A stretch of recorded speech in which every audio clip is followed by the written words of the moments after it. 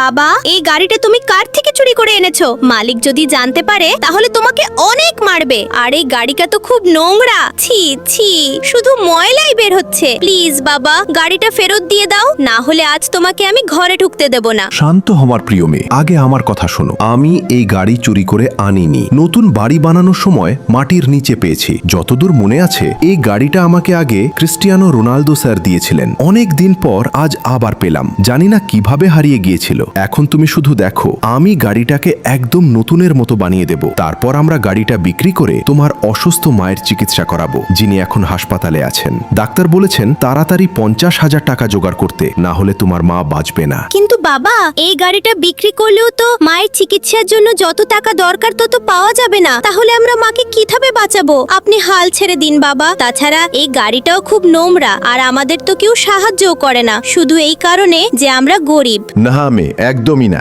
এই দুনিয়ায় এখনো ভালো মানুষ আছে যারা তোমার মতোই নিজের মাকে খুব ভালোবাসে। আজ সবাই নিজেদের মায়ের দীর্ঘ জীবনের জন্য ভিডিওটায় লাইক করবে আর চ্যানেলটা সাবস্ক্রাইব করবে। আর বন্ধুরা, আজ তোমাদের সবার জন্য একটা চ্যালেঞ্জ আছে। তোমরা সবাই চোখ বন্ধ করে মা লিখে দেখাও। দেখি কে সবচেয়ে সুন্দর করে লিখতে পারে, কিন্তু কোনো চিটিং করা যাবে না।